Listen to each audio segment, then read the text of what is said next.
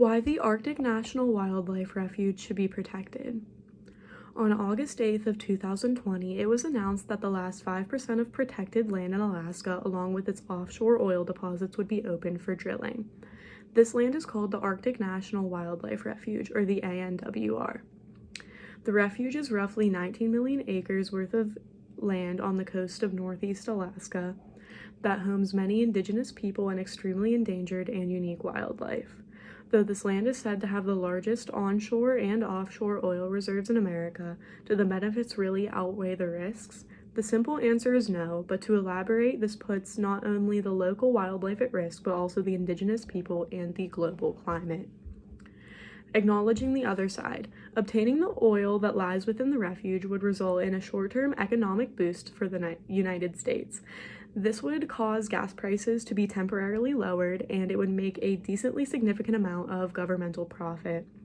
This may seem like a good thing, but in the long run, it's really just not worth it. You may say that the world's running low on natural gas anyways, and that this land will need to be drilled in the future, but that's simply not the case. The world may be running low on natural gas, but many large steps that are also very effective are being taken to keep drilling in protective places from becoming imperative.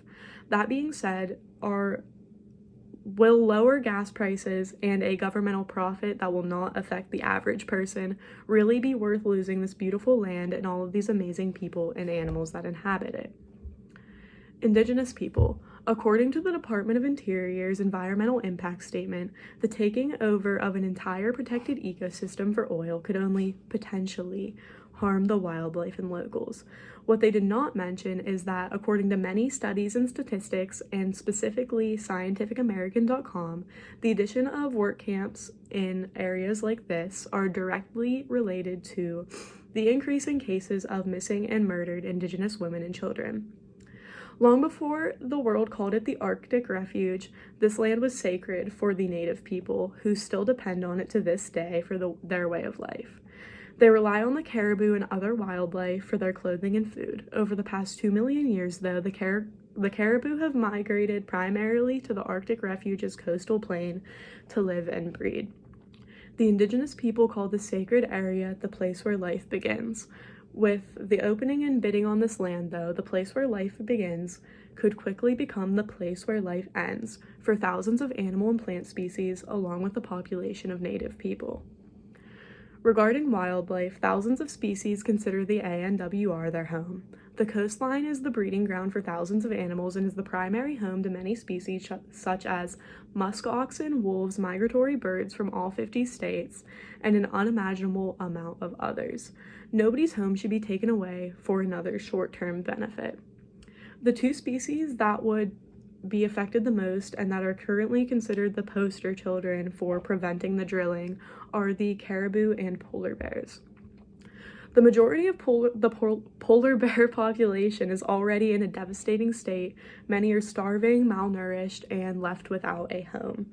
Implementing drilling in the last 5% of the protected land would cause their main food source, seals, to be more scarce, and it would also hasten the climate crisis, causing more of the ice that homes polar bears to melt, giving them no shelter or place to hunt for their food. Caribou would also be severely harmed by this drilling, as they take almost complete refuge on the coast of the ANWR. Their home would be destroyed with pollution, forcing them away. They would have nowhere to turn, and their last untouched land would be gone, leaving them with a limited amount of resources, ultimately causing their population to take an extreme hit. In addition, as stated before, the native people rely almost completely on caribou for their clothing and food, and the loss of the caribou population would result in a major loss of the refuge's human population. What has been done already and what you can do to take action.